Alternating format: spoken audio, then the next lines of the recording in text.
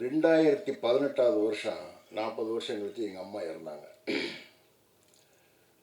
2025ல் விக்ரம் சுகுமார் இறந்திருக்காரு. எப்படி என்னுடைய தாய் தகப்பனை நான் நினைவு கூறுவனோ அதுபோல் தான் எனக்கு விதை போட்ட, நீர் ஊற்றிய, நான் அவருடைய 2016வது வருஷம் நான் கிடாரி ஷூட்டிங்கில் இருக்கேன் கோயில்பட்டியில். ஏப்ரல் 12 அவர் பிறந்த நாள். அன்றைக்கி அங்கேருந்து அவருக்கு ஒரு இது போட்டேன், பதிவு போட்டேன். இன்று நான் உண்ணும் ஒவ்வொரு சினிமா படுக்கையிலும் விக்ரம் சுகுமாரன் பெயர் எழுதப்பட்டிருக்கிறது. அப்படி எங்கள் அப்பாவை பற்றி நான் என்ன பேசிட முடியும்? எவ்வளோ பேச முடியும்? எங்கள் அம்மாவை பற்றி நான் எவ்வளோ பேச முடியும்? அது மாதிரி தான் விக்ரம் சுகுமாரனை பற்றி அவ்வளோ பேசும், மலையாளி கூட்டத்தை பற்றி அவ்வளோ பேசும். என்னுடைய முதல் படமாக பிப்ரவரி 1ஆம் தேதி 2013வது வருஷம் பிப்ரவரி 1ஆம் தேதி முதல் நாள் நான் ஜிவி பிரகாஷ் எல்லாம் குத்துவிளக்கு ஏற்றலாம் குன்னூரில் தேனியில். அன்றைக்கி எனக்கு பிறந்த நாள். நான் மறந்துட்டேன். ஃபேஸ்புக்கில் பார்த்துட்டு விக்ரம் சுகுமாரன் ஒரு பெரிய ஏற்பாட்டை பண்ணி கேக்கு வெட்ட வச்சு மாலைகளில் போட்டு ஷால் போட்டு அன்னைக்கு தான் நான் முதல்ல ஃபஸ்ட் டே ஷூட்டு 61வது வயசு எனக்கு இருந்தேன்னா. எல்லோரும் சொல்லுவாங்க சினிமா அந்த கேமரா ஃபியர் அப்படி இப்படின்னா பொதுவாக எல்லோரும் சொல்வது உண்டு. எனக்கு அது இல்லை. காரணம் என்னென்னா, விக்ரம் என்னை நடிக்க விடலை. நான் நடக்கிறத ரசித்து எடுத்தார். நான் என்னுடைய ஒவ்வொரு அசைவுமே அப்படியே பதிவு பண்ணார். அது அப்படி செய்யுங்க சார், இப்படி செய்யுங்க சொன்னதே இல்லை எனக்கு மட்டும். என்னை ரசித்து எடுத்தார். அதனால் எல்லோரும் சொல்லுவாங்க மலையாள கூட்டத்தில் நான் வாழ்ந்தேன். இது முதல் நாள் போகிறோம், தேனி கூப்பிட்டு விட்டா நான் முடியெல்லாம் நிறைய வச்சுருந்தேன். ஒரு ஆஃபீஸு மாடியில் ஆஃபீஸு கதையை சொன்னார். கதையை சொல்லிவிட்டு, சார் கொஞ்சம் முடியை வெட்டிக்கலாமா சார்? சரி வெட்டிக்கணும். அங்கே லோக்கலாக அங்கே ஒரு இதை கூட்டிகிட்டு வந்தார் முடி வெட்டுறவரை. நான் இங்கேருந்து சென்னையிலேருந்து போன அனுப்பில் போய் சேரில் உட்காந்து தூங்கிட்டேன். தூங்குனா போட்டு வெட்டிக்கிட்டு இருக்காரு. கடைசியில் நான் தூங்கிக்கிட்டே இருக்கேன். அவர் என் காதில் விழுந்துடும்னு இன்னும்னு பின்னாடின்னு சொல்லிக்கிட்டு இருந்தார். ஒட்டை அடிச்சுட்டாங்க. முடிஞ்சு சார் பாருங்கள் சார், கண்ணாடியை கொடுத்தா. சரி, கண்ணாடியை கொடுத்தா மொட்டை அடிச்சுட்டாங்க. நான் ஏற்கனவே உங்களுக்கு எல்லாருக்கும் நல்லா தெரியும், தமிழ்நாட்டு எழுத்தாளர்களுக்கு வீட்டில் எவ்வளோ மரியாதை இருக்கும். இல்லை போய் சொல்லலாம் போட்டு சுற்றிக்கிட்டே அலைகிறாரு. எல்லா வீட்லேயும் எழுத்தாளர்களுக்கு அவ்வளோ மரியாதை. ஏன்னா வருமானம் இல்லை. இப்போ என்னையா இப்படி ஒட்டை வெட்டிவிட்டியா, வீட்டுக்கு போன கஞ்சி கிடைக்காதியா அப்படிங்கிற. சார் ஃப்ரேமில் பாருங்கள் சார் அப்படிங்கிறார். முடியை வெட்டிட்டு கூட்டிகிட்டு போகிறாரு அந்த குன்னூர். அந்த ஷூட்டுக்கு 2 நாளைக்கு முன்னாடி ஒரு டெஸ்ட் ஷூட் மாதிரி. அங்கே போய் கையில் வேல்கம்பை கொடுத்து அந்த வேட்டியில் கட்ட விட்டு தெருவிலே நடந்து வர சொல்கிறார். சொல்ல செய்கிறேன் நான். ஷூட்டை ஆரம்பித்தா 1 நாள் ஆகிருக்கு, 2 நாள் ஆகிருக்கு. அந்த குன்னூரில் ஒரு பெரிய வீட்டில் கீழே ஷூட் போய்கிட்டு இருக்கு. எனக்கு முடிஞ்சு நான் மேலே உட்காந்துருக்கேன். ரூமு தனியாக உட்காந்துருக்கேன். யாருமே இல்லை. ஒரு சேர் கிடஞ்சி உட்காந்துருக்கேன். நான் முடிவு பண்ணிவிட்டேன் 2-3 நாளே சினிமா நமக்கு ஒத்து வராது. இல்லை ஏன் நம்ம இது வேறு மாதிரி இருக்குது, 3 வகையான சாப்பாடை போடுறேன் அப்படின்ட்டு கிளம்பிட வேண்டியதான் அப்படின்னு நானாக முடிவு பண்ணிவிட்டு சேரில் போய் உட்காந்துருக்கேன். தனியாக உட்காந்துருக்கேன். சாயங்காலம் சொல்லிவிட்டு கிளம்பிடுவோம். ஜெமினி கணேசன் சுருளிராஜனும் பண்ண டைரக்டர் இளவரசன் என் மகனாக நடிக்கிறார் அந்த படத்தில். அவர் தச்சியில் மேலே ஏறி வந்தால் என்ன சார் தனியாக உட்காந்துருக்கீங்க? இல்லை இளவரசு, எனக்கு ஒத்து வரல சினிமா, நான் கிளம்ப போகிறேன். டைரக்டர்கிட்ட சொல்லிட்டு போகிறதா சொல்லாமல் போகிறதா யோசிச்சுருக்கேன். அவர் தயங்கி சொன்னார், சார் 20 வருஷத்துக்கு மேலே நாங்கள் சினிமாவில் இருக்கிறோம். இத்தனை வருஷம் இருக்க எங்கேயாவது ஓரஞ்சாரம் தான் நின்றுருக்கோம். உங்களுக்கு இவ்வளோ பெரிய கேரக்டர் கிடச்சிருக்கு சார். மட்டும் படம் முடிஞ்சு வரட்டு சார். நீங்கள் உங்கள் பேர் எங்கே நிற்கும் பாருங்கள் சார். கொஞ்சம் தயவுசெய்து கொஞ்சம் பொறுமையாக இருங்க சார் அப்படிங்கிறார். நான் அவர் சொல்கிற அரையும் குறையுமா வாங்கிட்டு என்னடா அப்படின்னு உட்காந்துருக்கேன். என்னமோ தெரியல, அவர் சொன்ன விஷயங்கள் ஏதோ மனசுக்குள்ளே இறங்கி அன்றைக்கி கம்மன் உட்காந்துட்டேன். வந்து அவர் போகுது. போச்சுன்னா வந்து நின்றுச்சு. எல்லாமே பார்த்தோமே, அப்படி கொண்டு நிறுத்திச்சு. நேஷனல் அவார்டு ஃபைனல் ரவுண்டில் வந்து நிறுத்தினேன். மலையாளி கூட்டில் அந்த கேரக்டர் கொண்டு நேஷனல் ஃபைனல் ரவுண்டில் இருக்குன்னு டெல்லியிலிருந்து நிருப்பமான ஒரு லேடி ஃபோன் பண்ணேன். 18ஆம் அனௌன்ஸ் பண்ண போகிறோம் அப்படின்னு 16ஆம் ஃபோன் வரும், வெளியே சொல்லிடாது. என்ன எனக்கு இல்லை, டைரக்டருக்கு ப்ரொடியூசருக்கு வந்துருக்க நினைக்கிறேன். சொல்கிறாங்க 18ஆம் வரப்போகுது, முதல் படம் எடுத்த உடனே நேஷனல் அவார்டு அடித்தா எப்படி இருக்கேன். பார்த்துக்கிட்டே இருக்கேன். டிவியில் ஸ்க்ரோலில் ஒரு மராட்டி நடிகனுக்கு ஓடும் அந்த அவார்டு. ஏதோ பாலிட்டிக்ஸ் பண்ணியிருக்காங்க. இல்லை இப்படி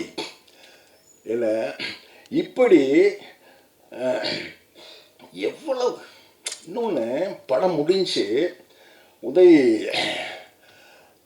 அங்கே எல்லாம் மிக்சிங் எல்லாம் முடிஞ்சு விக்ரம் கூப்பிட்றாரு, சார் முடிஞ்சு சார் வந்து படம் பார்க்குறீங்களா சார், போகிறேன். அதே மாதிரி நான் தான் எனக்கு தான் போட்டாருன்னு அப்படிதான் சொன்னார் அவர். போய் உட்காந்துருக்கேன். அவர் உதய் இருந்தார். என்னைய மட்டும் உட்கார வச்சு ஓட்டுறாரு படத்தை. ஓடிச்சு படம் பாருங்க, எனக்கு தாங்க முடியல. இன்னொன்று, அந்த கதை எனக்குள்ள உள்ள கதை, என்னுடைய சொந்த கதை மாதிரியான கதை அது. எனக்கும் விக்ரமுக்கும் ஒரே மாதிரியான அனுபவங்கள், அந்த சொந்த வாழ்க்கை அனுபவங்கள் வாச்சிருந்துருக்கு. படம் முடியுது, விஜயம்மா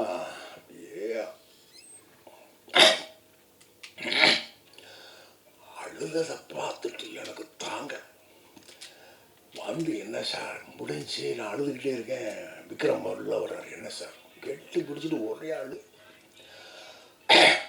அப்படி என்னை வந்து கொண்டு இழுத்து விட்ட. அடுத்தடுத்து அவர் போட்ட விழுவாங்க. அவர் கொடுத்தாரு, அப்படி இருந்தான். அப்படியே வாட்ச் வந்துச்சு. நம்ம வந்து இந்த இடத்துக்கு நம்ம நின்றுருக்கோம். இந்த விக்ரம் சுகுமாரன், பாலாவும் நானும் பல வருஷம் வேறு ஒரு விஷயமா, தாரப்பட்ட விஷயமா, வேறு விஷயமா அடிக்கடி டெய்லி சந்திப்போம். ஒரு 4 வருஷம் டெய்லி சந்திக்கிற பழக்கம் இருந்தது. அந்த சந்திப்பில் ஒரு 15 தடவையாவது பாலா சொல்லியிருப்பார், அண்ணே மலையாள கூட்டம் டைரக்ட் மிரட்டிட்டான்னு ஒரு 15 தடவை சொல்லியிருக்காரு. அப்படி ஒரு உண்மையிலேயே இப்போ திருநாவுக்கரை சொன்ன மாதிரி இது எங்கெங்கேயோ உலகம் முழுக்க ஒரு பாடமாக வைக்கப்பட வேண்டிய ஒரு படம். அந்த படம் எனக்கு முதல் படமாக, என்னுடைய சினிமா வாழ்க்கையின் அடித்தளமாக, முதல் விதையாக விழுந்த இந்த படம் இயக்குனர் விக்ரம் சுகுமாரன். எவ்வளவோ இருக்குது எங்களுக்குள்ள, எவ்வளவோ அவரை பற்றி பேசலாம், எல்லாரும் பேச வேண்டியதெல்லாம் இருக்குது. அவருடைய இன்னும் வாழ்ந்திருக்கணும். இல்லை, எங்கள் அம்மாவும் இத்தனை வருஷம் இருந்திருக்கணும், எங்கள் ஐயாவும் இத்தனை வருஷம் இருந்தால் இருக்கணும், விக்ரம் சுகுமாரன் இருந்தால் இருக்கணும். போயிட்டாங்க. ரொம்ப வேதனையோட அந்த நினைவுகளை நான் என்னுடைய மலையாளி கூட்டம் அனுபவங்களையும் விக்ரம் சுகுமாரனுடைய என்னுடைய அனுபவங்களையும் அவருக்கு எனக்கு உறவுகளையும் எழுதுகிற அந்த இந்த புத்தகம் 2-3 புத்தகம் நான் அப்படி இருக்குது விஷயங்கள்.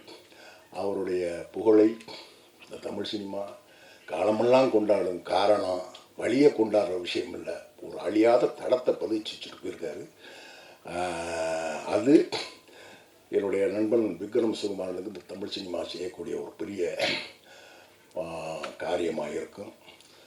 வாய்ப்புக்கு நன்றி கூறி விடைபெறுகிறேன். நன்றி, வணக்கம். மேடையில் இருக்கிற எல்லாருக்கும் வணக்கம். வருகை தந்திருக்கிற பத்திரிகை நண்பர்களுக்கு எல்லாருக்கும் வணக்கம். நான் எனக்கு கொஞ்சம் லேட்டாக வந்திருக்கலாமேன்னு தோணுச்சு. ஏவியை பார்த்தோன்னே எனக்கு மனசு என்னமோ பண்ணிச்சு. என்னால் முடியல, என்ன பேசுறதுன்னு முடியல. நிறைய பேசணும்னு நினைப்போம், ஒரு டைமில் சில வார்த்தைகள் வராது. மலையாளி கூட்டம் ஸ்டோரி சொல்கிறதுக்கு அவர் ஃபோன் பண்ணார் எனக்கு. அவர் அப்படியே அந்த கோடம்பாக்கமில் காரில் போயிட்டு இருந்தப்போ ஆரோகணம் போஸ்டர், பெரிய பொட்டு மஞ்சள் பூசின முகம், ஆரோகணம்னு கீழே இருக்கும். அந்த போஸ்டர் பார்த்துட்டு அப்படியே பார்த்துட்டே போனாராம். யார் இவங்க அப்படின்னு நினச்சிட்டு அவர், என்ன தெரியாது அவருக்கு. அப்புறம் சொன்னாங்க போல். அப்புறம் நம்பர் வாங்கிட்டு கதை சொல்கிறதுக்கு வீட்டுக்கு வந்திருந்தார். வந்து உட்காரும் போதே கதை சொல்கிறதுக்கு முன்னாடியே, உங்களுக்கு இந்த கதை ரொம்ப பிடிச்சாலும் பிடிக்காட்டாலும் இந்த கேரக்டர் நீங்கள் தான் பண்ணுறீங்க அப்படின்னு சொன்னார். அவ்வளோ உறுதியாக இருந்தார் நான் அந்த கேரக்டர் பண்ணணும் அப்படின்னு. இந்த வார்த்தை சொன்னீங்க சார், நீங்கள் கதையே சொல்லாதீங்க, பரவாயில்ல நான் பண்ணுறேன் அப்படின்னு சிரிச்சுட்டு சொன்னார். கதையாக சொன்னார். அந்த சொல்கிற அந்த விதம், அந்த கதை சொல்லும்போதே எனக்கு வந்து படம் பார்த்துட்டேன் நான். அப்படி அப்படி ஒரு டெக்னீஷியன் அவர், அப்படி ஒரு இயக்குனர் அவர். கண்டிப்பாக நான் பண்ணுறேன் சார் அப்படின்னு லொக்கேஷனுக்கு போனேன். ஏர்போர்ட்லேருந்து போகும்போது ஒரு ஷர்ட்டு, ஒரு பேண்ட்டு, ஒரு தொப்பி போட்டுட்டு போவோம் இல்லைங்களா, அப்படி போய் இறங்கினேன் தேனியில். ராகுல் தனமான் கேமராமேன், அவரை நான் பார்த்ததில்லை, அவர் என்னை பார்த்ததில்லை. அவர் ஏதோ ஒரு ஆர்டிஸ்ட் பண்ணுவாங்கன்னு சொல்லியிருக்காங்க போல். அவரை பார்த்தோன்னே ஷார்ட் ரெடி பண்ணிட்டு இருந்தாங்க, டெத் சீன் அது. நான் போன உடனே டைரக்ட் சார் என்னை கூட்டின்னு போயிட்டு, இவங்க தான் செவன் அம்மான்னு சொன்னப்போ என்னை பார்த்துட்டு அப்படின்னாராம், இவங்க எப்படி இந்த கேரக்டர் அப்படின்ற மாதிரி. அப்புறம் ஏதோ ஒரு டென்ஷனில் இருந்தார் அவர். நான் கேட்டேன், சார் நான் ஒரு 11:30 12க்கு வந்து சேர்ந்துருந்தாங்க. இந்த டெத்து அந்த இதெல்லாம் நடந்துக்கிட்டு இருந்தது. சார் நான் எப்படி இருக்கணும், எப்படி வரணும் சார், எனக்கு ஐடியா இல்லை, எனக்கு லுக்கு ரெஃபரன்ஸ் ஃபோட்டோ கூட எனக்கு வந்ததில்லை அப்படின்னு. நீங்கள் காஸ்டியூமில் இறங்கிட்டால் நீங்கள் என்னோடய செவனமாக ஆகிடுவீங்க அப்படின்னாரு. அதான் சார் எப்படின்னு சொல்லுங்கள் அப்படின்னா. எரிச்சல் வந்துச்சு போல இருக்கு அவருக்கு. அந்த கூட்டத்தில் உட்காந்து உட்காரிச்சிட்டு இருப்பாங்க ஒரு 10-15 பொம்பளைங்க. நீங்கள் அதில் உட்காந்தா நீங்கள் யாருன்னு தெரியக்கூடாது மேடம், அப்படி வாங்க அப்படின்ட்டாரு.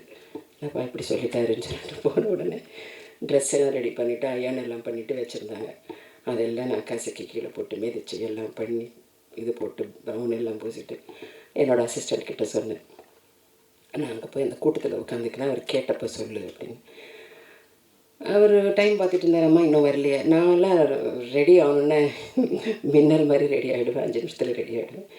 போயிட்டு சார் மேடம் ரெடி ஆகி போய் அங்கே ஒரு 15 நிமிஷம் சார் அங்கே இருக்காங்க பாருங்கள் அப்படின்னு. கூட்டத்தில் பார்த்துட்டு என்ன அப்படியே கேமராமேன் இறங்கி வந்துட்டு எப்படி ட்ரான்ஸ்ஃபார்ம் ஆகுனீங்க அப்படின்னு சொல்லி என்னை ரொம்ப பாராட்டினாங்க. அதெல்லாம் என் காதில் ஒழிச்சிக்கிட்டு இருந்தது இந்த ஏவியை பார்க்கும்போது. சம்டைம்ஸ் டைரக்டர் வந்து வேலா சார் சொன்ன மாதிரி ஒரு ஃப்ரீடம் கொடுத்தாரு நல்லா நடிக்க.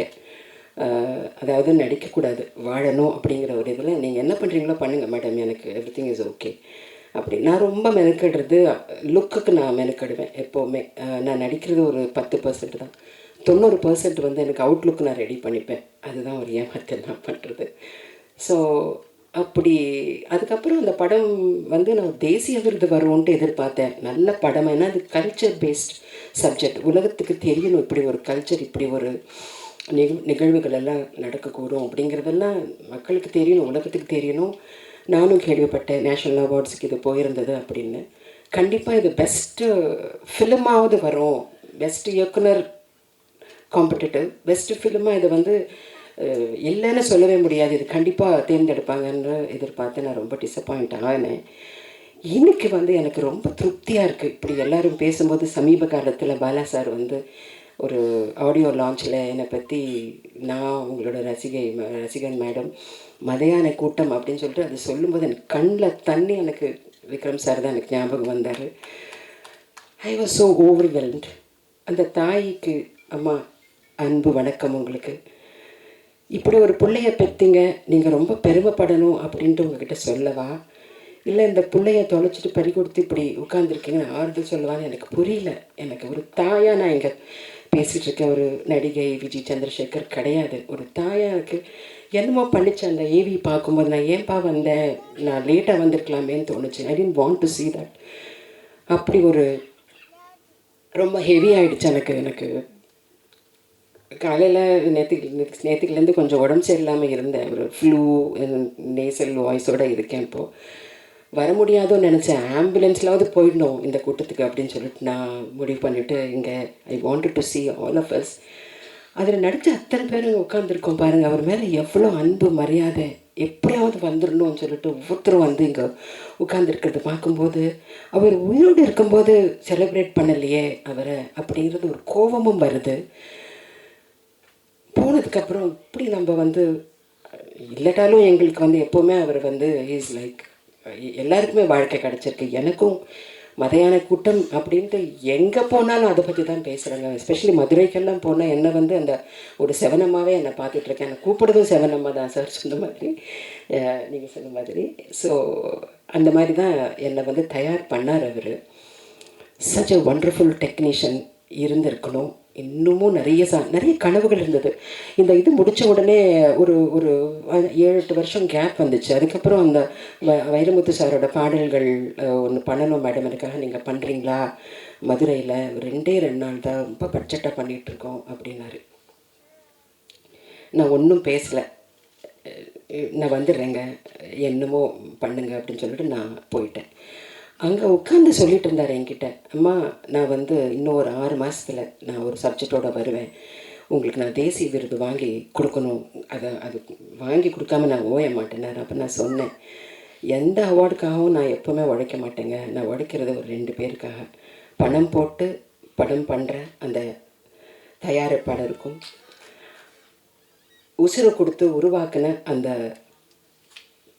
இயக்குனருக்கும், அவங்க 2 பேருக்காக தான் நான் ஒர்க் பண்ணுவேன், எப்போவுமே ஒர்க் பண்ணுவேன், அது போதுங்க எனக்கு. இப்போ நடுவில் பாலா சார் பேசினதோ, மிஷ்கின் சார் ஒரு தடவை இதை பற்றி பேசினார், இப்படி பேசுகிறாங்க பாருங்கள், அதுதாங்க அவார்ட்ஸ், அதுதான் என்னோடய அவார்ட்ஸ். எத்தனை பேர் ஒவ்வொரு ரிவ்யூவும், நீங்கள் மதியான கூட்டத்தை பற்றி எழுதினவங்க பத்திரிகை நண்பர்களுக்கு எல்லாருக்குமே நான் இன்றைக்கி நிறைய நன்றி சொல்லணும். ஒவ்வொரு வரியும் அப்படியே முத்து முத்தாக என்னை பற்றி, படத்தை பற்றி, டைரக்டர் பற்றி எழுதுனீங்க. I thank you so much for this. அதுதான் மதையானை கூட்டம் அப்படிங்கிற அந்த நிலச்சி நின்னதே உங்களோட எழுத்துக்கு தான். கண்டிப்பாக அது எனக்கு என்ன பேசுகிறதுன்னு தெரியலங்க. எனக்கு I wish you was here. இப்போது இன்றைக்கி தான் அவரோட ஆத்மா திருப்தியாக இருக்கும்னு நினைக்கிறேன். எனக்கு ரொம்ப திருப்தியாக இருக்குது. அம்மா பார்க்கும்போது எனக்கு அவ்வளோ திருப்தியாக இருக்குது. அம்மா, we are all there for you. சரிங்களா? பிள்ளைய யாரும் மறக்க மாட்டாங்க. விக்ரம் சுகுமாரன் எப்போ நிலச்சி நிற்பார். மதையான கூட்டம் ஒரு 1000 படங்களுக்கு எடுத்த சமம் அது கண்டிப்பாக அவரோட லைஃப்லேயே. Thank you all so much. அன்புக்கு வணக்கம். எனக்கு வேறு என்ன பேசுகிறதுன்னு தெரியல. நன்றி. எல்லாருக்கும் வணக்கம்.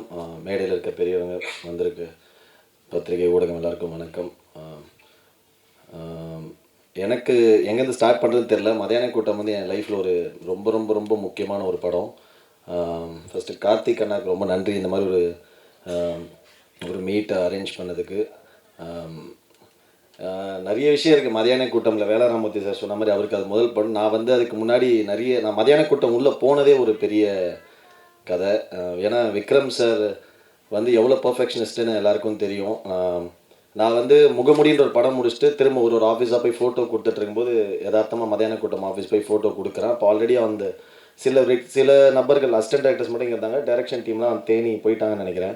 அப்போ ஃபோட்டோ வாங்கிட்டு, இப்போ நல்ல கண்டுப்பா, இந்த படத்துக்கு ஒரு மாதிரி கேரக்டர் இருந்தது புலவராசான்னு. பட் ஆனால் அது ஆள் செலக்ட் பண்ணிட்டோம், நெக்ஸ்ட் ஏதாவது படம் இருந்தால் சொல்கிறோம். சரி ஓகே நான் வந்துட்டேன். அதுக்கப்புறம் இப்போ இந்த முயற்சி பண்ணுற காலங்களில் நம்ம தாடி வச்சுட்டு ஒரு ஆடிஷன் போவோம். போனால் தாடி இல்லைனா நீ தான் இப்போ இந்த கேரக்டர்னாங்க சார், உடனே போய் ஷேவ் பண்ணிட்டு வருவோம், செட் ஆகாதுன்னு அனுப்பிச்சிருவாங்க. திரும்ப போயிட்டு ஒரு கேரக்டர் போனால், தம்பி என்ன இந்த ஃபோட்டோ தாடி இருக்கு, இப்போ நீ தாடி இல்லைனா இல்லை எடுத்துட்டேன் சார், நான் தாடி இருந்தால் நீ தான் நடிச்சிருப்ப அப்படின்வாங்க. ஸோ அந்த மாதிரி இருக்கும்போது ஒரு கதையில் நான் திடீர்னு ஷேவ் பண்ணுனாங்க, நிறைய தாடி வச்சுருந்தேன். அப்போ இந்த மதியான கூட்டம் முடிச்சுட்டு வந்தோடனே, நீ தாடி இருக்கும்போது மட்டும் எங்களுக்கு ஒரு வார்த்தை கேளுப்பான்னு சொல்லி அனுப்பிச்சிருந்தாங்க. சரின்ட்டு நான் பைக்கில் போயிட்டுருக்கேன். ஒரு ஆஃபீஸில் போனால், நீங்கள் ஷேவ் பண்ணணும்பா, உடனே ஒரு லுக் டெஸ்ட் பண்ணணும் அப்படின்னா வேறு ஒரு படத்துக்கு. அப்போ உடனே நான் ஃபோன் பண்ணி சக்தி அண்ணா அப்புறம் விரும்மாண்டி அண்ணா 2 பேர்கிட்ட தான் நான் பேசுவேன். தொடர்ந்து டச்சில் நானே என்னென்ன ஆச்சு அந்த ரோல் இருக்குமாண்ணே அப்படின்னு. அப்போ பேசும்போது சொன்னார், கலை அநேகமாக நீங்கள் தாடி எடுத்துருங்க, தேவைப்படாது, நம்ம அடுத்த படம் பார்த்துக்கலாம்னு சொல்லி அனுப்பிச்சிட்டாங்க. சரி நான் ஓகேனான்னு சொல்லிட்டு நான் போயிட்டுருக்கேன். தாடி எடுக்கிறது உடனே திரும்ப கால் நான் பைக்கில் இறங்கிட்டு ஃபோன் எடுத்து பார்த்தா 4-5 மிஸ் கால் சொல்லுங்கண்ணா அப்படின்னா, தாடி எடுத்துட்டீங்களாண்ணா? இல்லைண்ணா. எடுத்துடாதீங்க, உடனே கிளம்பி வாங்கினா, தோணை ஒரு 10 நிமிஷம் ஆஃபீஸர். இல்லை தேனி கிளம்பி வாங்க அப்படின்னாங்க. இல்லை எதுக்குண்ணா? இல்லை நீங்கள் வாங்க நான் சொல்கிறேன். அப்புறம் நைட்டாக நான் தேனிக்கு போனேன். ஸோ தப்பு நான் ஜென்ரலாக நான் போய்ட்டு டீ குடிக்கிற அந்த கடையில் போய்ட்டு அந்த சேட்டா கிட்ட காசை வாங்கிட்டு தான் போனேன் பஸ்ஸுக்கு.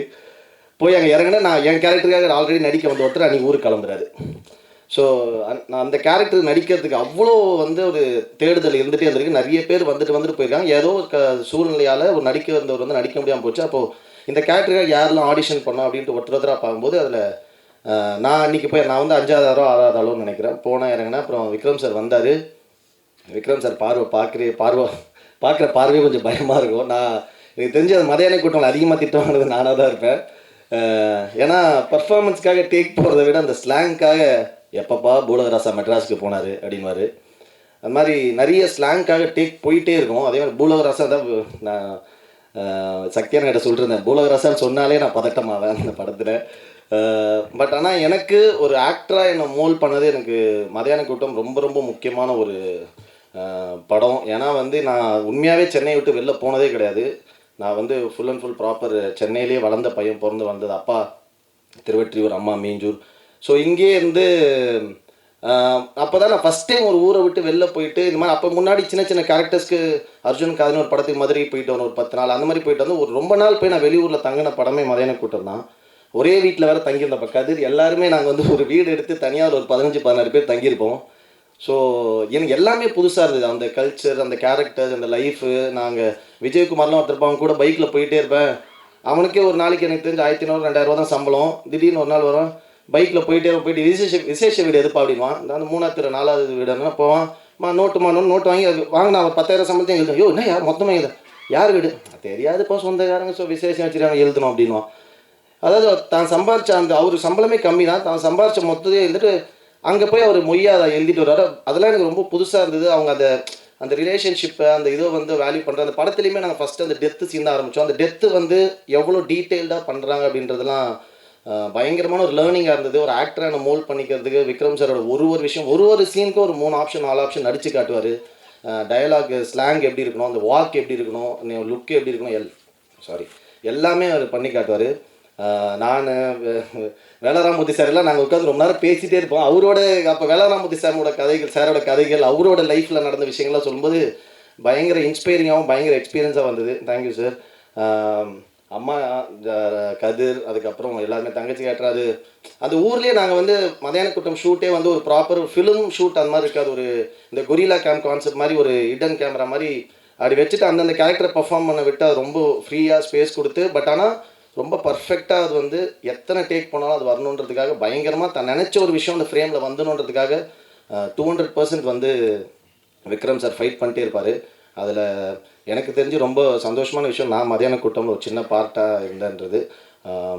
சக்தி அண்ணன், இளவரசன் அண்ணன், விருமாண்டி அண்ணன், இந்த மாதிரி அந்த ஒரு படமே எனக்கு ஒரு பெரிய சினிமாவில், ஏன்னா நம்ம ஒரு சின்ன ஸ்பேஸ் கிடைக்குமா, ஒரு டைலாக் பேசிட முடியுமான்னு சுற்றிட்டு இருந்த காலத்தில் நமக்கு அந்த மாதிரி ஒரு கேரக்டர் அமைஞ்சது வந்து ரொம்ப சூப்பரான விஷயம்.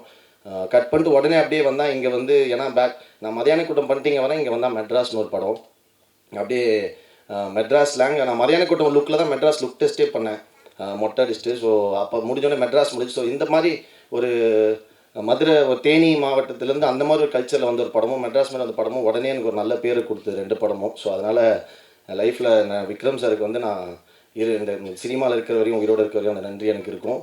Thank you Vikram sir. கண்டிப்பாக நிறைய எக்ஸ்பீரியன்ஸ் இருக்குது மதியான கூட்டமில், இன்னும் வரவங்க நிறைய சொல்லுவாங்க. எப்போவுமே ஒரு சினிமான்றது வந்து எத்தனை வருஷம் ஆனாலும் அதை கண்டிப்பாக அது இருக்கும், அந்த படைப்பு வந்து என்றைக்குமே அழியாது. ஸோ அதுக்கு ஒரு எக்ஸாம்பிள் தான் இது.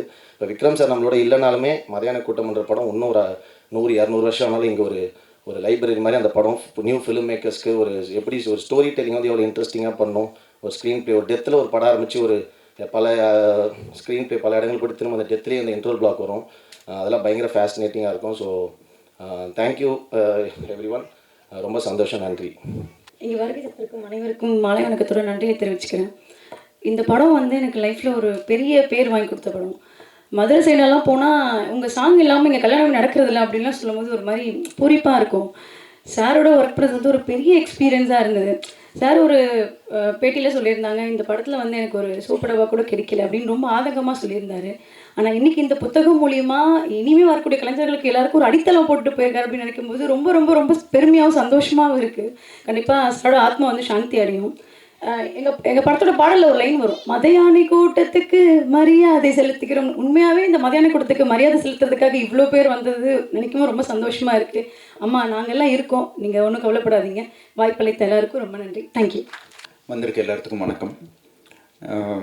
மேம் சொன்ன மாதிரி அந்த ஏவி தான் அது ஒரு ஒரு ஒரு அந்த மெமரியை ட்ரிகர் பண்ண ஒரு விஷயமா இருக்குது.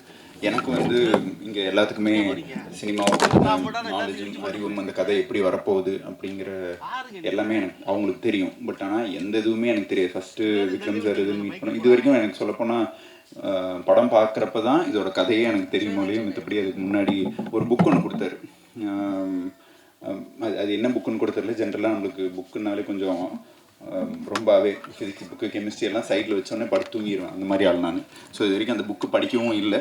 அட்லீஸ்ட் நீங்கள் எழுதின புக்கு கண்டிப்பாக படிக்கணும்னு ஆசைப்பட்றேன். மதையானை கூட்டம் பொறுத்த வரைக்கும் ஃபஸ்ட்டு சரி நடிக்க போகிறோம் அப்படின்னோடனே நம்ம டிவியில் பார்த்து நடித்த ஆக்டர்ஸ் இதெல்லாம் நல்ல கலராக சூப்பராக கமல் சார் மாதிரி இருப்பாங்க அப்படின்னு சொல்லிட்டு எங்கள் அம்மா, நீ வேறு இதுன்னு போகிற ஒரு தடவை ஃபேஷியல் பண்ணிட்டு போ அப்படின்னு சொல்லி எங்கள் அம்மா ஃபேஷியல்லாம் பண்ணிட்டுதுன்னா ஃபஸ்ட்டு பார்த்தோன்னே ரொம்ப நேரமாக பார்த்துக்கிட்டே இருந்தார். பார்த்துட்டு தாடி எவ்வளோ வளரும் அப்படின்னு கேட்டார். தெரில சார், நான் ஒரு நாளைக்கு மேலே வளர்ந்துச்சுன்னா ட்ரிம் பண்ணிடுவேன், இல்லை அன்றைக்கி கரண்ட் வேலை செய்யலை அப்படின்னா காலேஜுக்கு போகிறத விட்டுருவேன். ஸோ நல்லா ட்ரிம் பண்ணாமல் இது வரைக்கும் போனதே இல்லை அப்படின்னு. இன்னிலிருந்து ட்ரிம்மே பண்ணாதீங்க. சரி ஓகே. நானும் ட்ரிம் பண்ணாமல் இது இருந்துச்சு. நான் ஃபைனல் இயர் காலேஜ் படிச்சுட்ருக்கேன். ட்ரிம் பண்ணல, உடம்பு இழைக்கணுன்ட்டாங்க. இந்த இதெல்லாம் எதுன்னு பார்த்துட்டு என் காலேஜில் என்னென்னு முடிவு பண்ணிட்டாங்கன்னா, பையனுக்கு ஏதோ ஒரு பெரிய வியாதி, குணமே படுத்த முடியாதாட்டிருக்கு அப்படின்னு சொல்லிட்டு நானும் ஒரு 6 months காலேஜ் டைமில் ஷூட்டிங் இருந்தது. அதனால் லீவ் போட்டுட்டு போகல. அவங்களும் பையன் வந்து பொழைக்க மாட்டானாட்டிருக்கு அப்படிங்கிற ஒரு செய்தியில் ஹாஸ்பிட்டல்லாம் இருப்பானாட்டிருக்கு, அதனால் இவனுக்கு ப்ராக்சி போட்டாச்சும் பாஸ் பண்ணி விட்ருவேன். பாஸ் பண்ணது தான் நான் அந்த டிகிரி. ஸோ மதையானை கூட்டம் நான் பயங்கரமாக ஆசைப்பட்டு சினிமாவில் இது பண்ணணும் அப்படிங்கிற ஒரு ஆசையில் நான் சினிமாக்குள்ளே ஜெனுவனாகவே வரல. பட் ஆனால் எந்த இடத்துல எங்கே இருந்தோம்னாலும் அதை பண்ணுற விஷயத்தில் 100% உழைப்பு போடணுங்கிற எண்ணமும் ஆர்வமும் எனக்கு இருக்குது. இன்றைக்கி பண்ணுற எல்லா படங்களும் ரொம்ப நேசித்து ரொம்ப ஆரோக்கியமாகவும் இருக்கணும்னு நினச்சி பண்ணுற படம். அண்டு மதையானை கூட்டம் கல்ச்சர் இல்லை, நான் ஃபஸ்ட்டு தடவை மதுரை போனதும் மதையானை கூட்டமோட ஷூட்டிங்க்கு தான். ஸோ மதையானை கூட்டம் பொறுத்த வரைக்கும் எனக்கு எல்லாமே புதுசு. அதுக்கப்புறம் ஃபஸ்ட்டு ஒரு 7 days வந்து மொட்டை மாடியில் தான் ஷூட் பண்ணாங்க. நானும் என்ன மொட்டை மாடியிலேயே 7 நாளாக எடுக்கிறாங்க என்ன. ஃபஸ்ட்டு ½ day, அதாவது அந்த வெயில் முடிகிற வரைக்கும் இதுன்னு எடுப்பாங்க. அதுக்கப்புறம் நான் 7வது நாள் கேட்டேன், ஏன்னா ரொம்ப வெயிலாக இருக்குது, நம்ம இது பண்ணிவிட்டு சாயந்தரத்துக்கு மேலே இது இல்லைப்பா நீ கொஞ்சம் கலராக இருக்கு அப்படின்னாரு. நான் கேட்டேன், நான் இது வரைக்கும் நீங்கள் கலராக நாளை பார்த்ததே இல்லையா, என்ன போய் கலருன்னு சொல்கிறீங்க அப்படின்னு சொல்லி ஒரு 7 நாள் வெயிலில் ஷூட் பண்ணி அந்த அவர் மனசில் இருக்க ஒரு கேரக்டரை எல்லா கேரக்டராகவும் அவர் மனசில் இருக்கிறவங்களா மாற்றி அந்த படத்தை இதுன்னு எடுத்தார். அண்ட் அவர் வந்து இந்த ஆக்டரை நம்பி இந்த படம் அப்படின்னு அவர் நினச்சதில்லை. அவர் நம்பின ஒரே ஆள் அவர் மட்டும்தான். அண்ட் மேம் சொன்ன மாதிரி நாங்கள் எப்படி இருந்தாலும் ஒரு மாதத்தில் ஒரு தடவை இதுன்னு பேசுவோம். ஒவ்வொரு தடவையும் ரொம்ப வருத்தப்படுவார். என்னென்னா அவருக்கு அந்த படத்து மேலே அந்த படம் என்னவா வந்திருக்கு, அந்த படத்துக்குள்ளே இருக்க இன்டெப்த்தான விஷயங்கள் அவர் என்னென்ன நினச்சி பண்ணினார் அப்படிங்கிறது அவர் ரொம்ப ஸ்ட்ராங்காகவும் உறுதியாகவும் நம்பினார். அதை எல்லாருமே புரிஞ்சுக்கலையோ அப்படிங்கிற ஒரு வருத்தம் அவருக்கு எப்பவுமே இருந்துச்சு. பட் ஆனால் இன்றைக்கி ஒரு சண்டே நீங்கள் எல்லாருமே வந்து அவர் மறந்ததுக்கப்புறமும் ஒரு புத்தக வெளியீட்டு விழாவுக்கு நீங்கள் வந்து கலந்துக்கிட்டதில் ரொம்ப ரொம்ப சந்தோஷம். ஏன்னா அவர் வந்து காசு பணம் இவ்வளோ சம்பாரிச்சு அப்படிங்கிற மாதிரிலாம் இது வரைக்கும் ஒரு நாள் கூட பேசினதே இல்லை. அவருக்கு தெரிஞ்சது சினிமா அண்ட் அதுக்கு பின்னாடி இருக்க உழைப்பு, அவருக்கு உண்டான ஒரு ரெக்கக்னிஷன். அவர் ஒரு படம் பண்ணார், அதை வந்து ஷூட்லேயும் அப்படி தான் எப்பவுமே அந்த படம் அந்த ஷாட் நீங்கள் அதை தவிர வேறு நான்லாம் ஒரு ஒரு ஒரு டோட்டல் ஒரு நாள் ஃபுல்லாக சாப்பிடாமல் டீ மட்டுமே குடிச்சிட்டு ஷூட் பண்ணியெல்லாம் பார்த்துருக்கேன். அதுக்கப்புறம் அடுத்த நாள் நம்ம சண்டை போடணும். ஏன்னா நான் சொன்னேன், நீங்கள் அட்லீஸ்ட் வந்து இந்த ஒரு ஸ்கெட்யூல் முடிகிற வரைக்குமாச்சும் இருக்குன்னா ஒரு நாள் ஃபுல்லாக அது டென்ஷன் ஆகிட்டாருன்னா அதுக்கப்புறம் அதுலேயே ஸ்டிக் ஆன் ஆயிடுவார். அந்த ஷார்ட்டும் அந்த இதுவும் வர்றதுக்கு அவ்வளோ உழைப்பு. அண்டு மதையானை கூட்டம் அப்படின்னு ஒரு டைட்டில் இதுன்னு சொன்னேன். நான் எங்கள் மாமாட்ட போய் சொல்கிறேன், மதையானை கூட்டம்னு ஒரு டைட்டில் அப்படின்னு. மதம் பிடிச்சியான கூட்டமாக வராது அப்படின்னு என்கிட்ட அன்றைக்கி தான் கடைசி அவருக்கு வந்து நான் படம் பண்ணுறது ஒரு டைட்டில் சொல்கிறதுன்னு நிறுத்தினது. ஆனால் அப்படி ஒரு மதம் பிடிச்ச யான கூட்டமாக வந்தால் ஒரே ஆளாக வந்தால் என்னவா இருக்குமோ அதுதான் விக்ரம் தான். அண்டு அவர் என்னை விட எங்கள் அப்பாவுக்கு இன்னும் நல்ல க்ளோஸு, எங்கள் வீட்டில் எங்கள் ஃபேமிலியில் ஒருத்தர் மாதிரி. அண்டு இன்றைக்கி சினிமாவில் நான் இருக்கேன், இல்லை சினிமாவில் படம் பண்ணுறதுக்கு உண்டான எல்லா காரணமும் அவர் தான். மறுபடியும் ஒரு படம் பண்ணணும்னு நிறைய பேசணும், அது நடக்காததும் ஒரு பெரிய வருத்தம். அண்ட் விக்ரமண்ணா is always close to my heart. And இந்த ஏவி பார்க்குறப்போ நிறைய மெமரிஸ் கலைனாவோட எனக்கு வந்து ஒரு 3 அண்ணா மாதிரி இருப்பாங்க. எப்பா இன்னிலிருந்து இவர் தான் அவங்க அண்ணா அப்படின்னு சொல்லி ஒரு 4 நாள் இதுன்னு பண்ணுவோம். அந்த 4வது நாளைக்கு அப்புறமேல அந்த அண்ணா இருக்க மாட்டாங்க. அப்படி கடைசியாக வந்த அண்ணா தான் கலைனா. அண்டு நானும் பார்த்துருக்கேன். நைட்டு அந்த பஸ் ஸ்டாண்டுக்கு நடுவில் தலைவனை வச்சு செய்ன்னு செய்வார். நம்மளுக்கு அப்பப்போ நம்ம இன்னைக்கு தப்பிச்சிட்டோங்கிற ஒரு சந்தோஷம் இருக்கும். அண்டு இருக்கு, நானும் யோசிக்கிறேன் நிறைய மெமரிஸ் டு ஷேர். அண்ட் அவர் இருக்கிறப்போ இந்த ரெக்கக்னிஷனும் இந்த இதுவும் நடந்துருந்துச்சுன்னா ரொம்ப ரொம்ப சந்தோஷப்பட்டிருப்பார். அதுதான் இன்றைக்கி நான் ரொம்ப மிஸ் பண்ணுறதோட இது. And thank you. அவர் இருந்தாலும் அவர் ஆத்மா சாந்தி அடைக்கிறதுக்கு ரொம்ப வேண்டிக்கிறேன். அண்ட் எல்லாத்துக்கும் நன்றி. இயக்குனர் விக்ரம் சுகுமாரன் அவர்களின் நினைவேந்தல் இருக்கும். அந்த மைக்கு சரி பண்ணுறதுக்கு வேறு யாராவது ஆள்ற கையெல்லாம் பார்த்து. இயக்குனர் விக்ரம் சுகுமாரன் அவர்களின் நினைவேந்தலுக்கும் மதியானை கூட்டம் படத்தின் திரைக்கதை நூல் வெளியீட்டு விழாவிற்கும் வந்திருக்கும் உங்கள் எல்லாரையும் வரவேற்று இந்த நிகழ்வில் பங்கேற்கும் இந்த படத்தோடு தொடர்பில்லாத 2 நபர்களில் ஒருவன் நான். நீங்கள் எல்லோரும் விக்ரம் பற்றி பேசி கொண்டிருக்கும் பொழுது அந்த படம் பார்த்ததுலேருந்து அதை யோசிச்சுக்கிட்டு இருந்தேன். இன்னொருத்தர் அமீரா இருப்பார்னு நினைக்கிறேன், விக்ரமை அறியாதவர். ஆனால் ஒரு இயக்குனரை ஸ்தூலமாக அறிய வேண்டியதில்லை. ஒரு இயக்குனர் என்பது அவருடைய படம் தான். அந்த படம் மூலமாகத்தான் அறிகிறோம். மதையான கூட்டத்தை ரசித்த 100 பேர், 1000 பேர், 1,00,000 பேரில் யாருக்கும் விக்ரம் சுகுமாரன் தெரியாது. ஆனால் அந்த படத்தை எடுத்தவர் என்ற முறையில் அவர் மேல் மிகப்பெரிய மரியாதையோடு இருந்திருப்பார்கள். அப்படி ஒரு மரியாதையோடு தான் நானும் அந்த ரசிகர்களில் ஒருவனா இந்த நிகழ்ச்சிக்கு வரணும்னு சொன்னோன்னா அவசியம் வந்தாரேன்னு நான் சொன்னேன். எனக்கு அந்த படம் பார்க்கும் பொழுது ரொம்ப வியப்பாக அதனுடைய டீட்டெயிலிங் எனக்கு அவ்வளோ பிடிச்சிருந்துச்சு. எனக்கு அதில் கதிரை எவ்வளோ பிடிச்சிருந்துச்சோ அந்த அளவுக்கு கலையரசன் ரொம்ப பிடிச்சிருந்துச்சு. யார் கலையரசன் கவனிச்சதுன்னு அந்த படத்தில் தான் கவனித்தேன். அதுக்கு முன்னாடி அவர் இத்தனை படம் பண்ணியிருக்கதா எனக்கு சொல்லித்தான் தெரியும் எனக்கு. அதை போல் வேலராமமூர்த்தி அவர்களை அவருடைய நூலின் வழியாக, அவருடைய நண்பர் சௌபா வழியாக ரொம்ப அணுக்கமாக பக்கத்தில் பார்த்தேன்.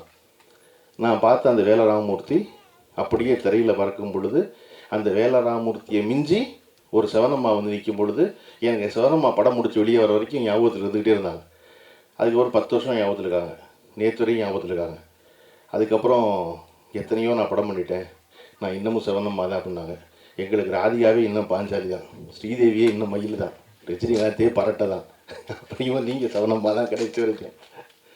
ஒரு கதாபாத்திரம் ஏற்படுத்திய பாதிப்பிலிருந்து கதாபாத்திரங்கள் வெளியே வந்து விடுகிறார்கள், ரசிகர்கள் வெளியே வருவதே இல்லை. திரும்ப திரும்ப அதைத்தான் பார்க்க விரும்புகிறோம். நீங்கள் ரஜினிகாந்த் எத்தனை ஹீரோவை நடித்தாலும் மறுபடியும் என்றைக்கு இதே எப்படி இருக்குது கேட்குறாரோ அன்னைக்கு தான் அவர் நமக்கு பிடிச்சாள். என்றைக்கு மறுபடியும் ஒரு வில்லனாக இருக்காரோ அன்னைக்கு தான் அவனுக்கு பிடிச்சாள். ஏன்னா அவர் அப்படித்தான் இப்போ வச்சிருக்கார், அப்படித்தான் ஞாபகத்தில் இருக்கும். அப்படி ஒரு திரைப்படத்தை கிட்டத்தட்ட 10-12 ஆண்டு காலம் கழித்து இப்படி கொண்டாடுவது என்பது மகிழ்ச்சிக்குரியதா அப்படின்னா இல்லை.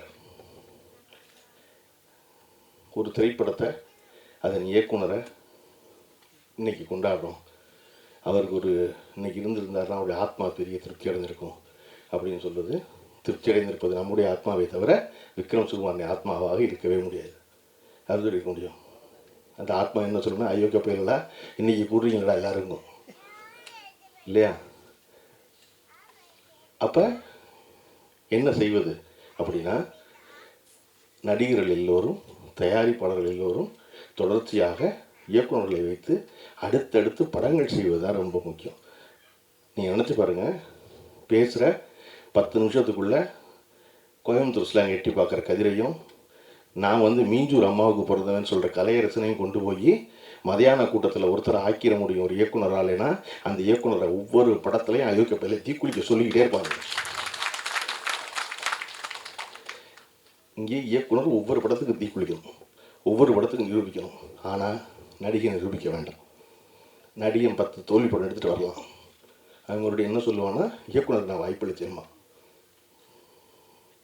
இயக்குனர் வெற்றி பெற்றுட்டாருன்னா காலம் உள்ளளவு மறக்க மாட்டேம்மா. எப்போ வரைக்கும்?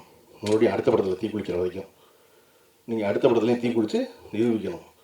ஆனால் ஒரு பொழுதும் நான் இல்லாத பொழுது நீ என்ன செஞ்ச அப்படின்னு ராமன்களை பார்த்து தீ குளிக்க சொல்கிற வாய்ப்பு சீதைகளுக்கு வாய்ப்பதே இல்லை இல்லையா? எப்படி ஒரு படத்துக்கு படம் நிரூபிப்பான்? ஏன் இன்றைக்கி ஏவிஎம் போல் நிறுவனத்தையும் தேவர் விமர்சையும் கொண்டாடுறாங்க அப்படின்னா, அது ஒரு படம் ஓடும் ஓடாது, அது பரவாயில்ல, அந்த டேரக்டர் கூப்பிடுவோம்ப்பா, சொன்னபடி எடுத்தாருப்பா, வச்சு கொண்டு நடத்துவோம்ப்பான்னு. அப்போ இந்த படத்தை இதை போன்ற இயக்குநர்களை தொடர்ந்து நிறைய பண்ணும். நான் பேசுகிறதுக்கு இருக்கும்போது கதிர் பேசிக்கிட்டு இருக்கும்போது அமீன் சார் என்கிட்ட சொன்னார், நீங்கள் கதிரை வச்சு ஒரு படம் பண்ணலாமே அப்படின்னாரு. யார்? நானா அப்படின்னு. யாரை வச்சு அப்படின்னு? கதிரை வச்சு அப்படின்னாரு. சொல்லிவிட்டேன், சிரிச்சிட்டு சும்மா இருந்தேன். எனக்கு அமித் ரொம்ப பிடிச்சது என்னென்னா, அடுத்து நான் என்ன சொல்ல போகிறோம் அது அவரே சொல்லிடுவார். அடுத்து அவர் சொன்னார் குனிஞ்சிட்டு, ஏன் இதை நீ பண்ணலாமேன்னு கேட்குறீங்களா அப்படின்னாரு. நானும் அமீரும் சேர்ந்து கதிர்கிட்ட சொல்வது என்ன அப்படின்னா, இவ்வளோ இளமையாக இருக்கீங்க, இவ்வளோ எங்கே இருக்கீங்க, இவ்வளோ துடிப்போடு இருக்கீங்க, தயவு செஞ்சு வருஷத்துக்கு 5 படம் பண்ணுங்க, என்ன கேடு உங்களுக்குலாம்?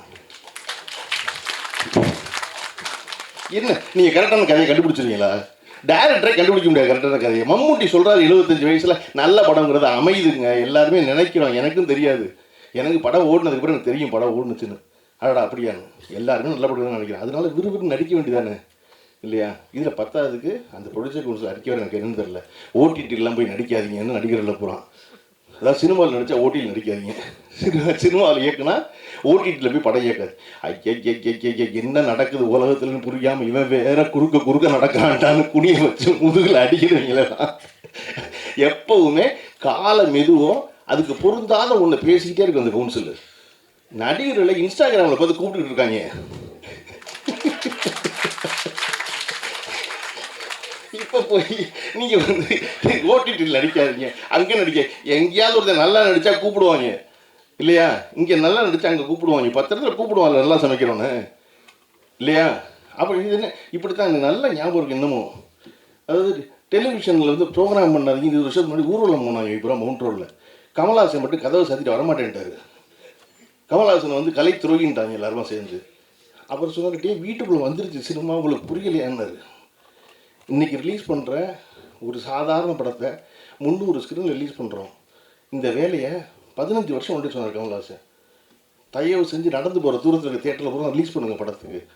சினிமாவுக்கான வாழ்நாள் காலம் குறைஞ்சிருச்சு, அதற்கு பதிலாக வியூவர்ஸை தான் நம்ம அதிகப்படுத்தணும் அப்படின்னு சொன்னார்.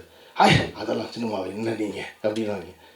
இப்படி எல்லாம் தொடர்ச்சியாக இன்னொன்று வேறு, இந்த யூடியூப்பில் உட்காந்துக்கிட்டு பணம் சம்பாதிச்ச அத்தனை ப்ரொடியூசர் உட்காந்துக்கிட்டு சினிமாவே ஓடலைன்னு சொல்லிட்டு படம் எடுத்துக்கிறாங்க. இந்த வேலையை மல்லிப்பாட்டு விட்டு விறுவிறுன்னு நிறைய வேலை செய்வதுதான் முக்கியம். அந்த கவுன்சில் அறிக்கை அதுதானான்னு தெரியல முழுமையாக. ஏன்னா எனக்கு அதில் சத்யஜோதி தியாகராஜர் இருந்தார், அவர் அறிவானவர். இல்லை சேர்க்கை சரியில்லை அவருக்கும் தெரியல. இல்லை அங்கே நடிக்காது இங்கே நடிக்காதுன்னு. அதில் அமித் சார் சொன்னால் அப்படியா சொல்லியிருக்காங்க, சும்மா இருக்க மாட்டாங்க வேறு அப்படின்னாரு. அதை இப்படி இருக்க காலச்சூழலில் விக்ரம் சுகுமாரன் போல் இங்கே 100 இயக்குநர்கள் இருக்காங்க இல்லையா? நமக்கு முன்னாடி இருப்பவர்களை எப்படி கொண்டாடுகிறோமோ. நான் சமீபத்தில் ஒரு கவிதையினுடைய தமிழ் மொழிபெயர்ப்பு படிக்கும்போது அந்த அம்மா வந்து வெளிநாட்டு அம்மா விமானத்தில் போகும்போது தன்னோட ஒரு செடியை தூக்கிட்டு போகிறதா சொல்லி வர கவிதையில், ஏன் எப்பொழுதுமே கையில் ஒரு செடியை தூக்கிட்டு போகணும் நாடு விட்டு நாடு போகும்போது அப்படின்னா, தன் வேர்களோடு இருக்கிற தொடர்பை விட்டு போகாமல் இருப்பதற்காக நான் தூக்கி செல்கிறேன்னு சொல்லுவான் அந்த கிழவி. அதை போல் நமக்கு முன்னாடி இருப்பவர்களை வந்து நம்முடைய முன்னோடிகளை எப்படி கொண்டாடுகிறோமோ அப்படி நமக்கு பின்னாடி வந்தவர்களையும் கொண்டாடுவது ரொம்ப முக்கியம். பின்னாடி வருபவர்களுக்கு இந்த இருக்கான் பிரமாதமான சொல்கிறது முக்கியம். என்னுடைய இயக்குனர் பார்த்திபன் அவர்களை நான் எப்பொழுதும் நினைத்து கொள்வதற்கான காரணம், பாக்கியராஜ் அவர்கள் ஒரு மிகப்பெரிய சாதனைக்கு சொந்தக்காரர்.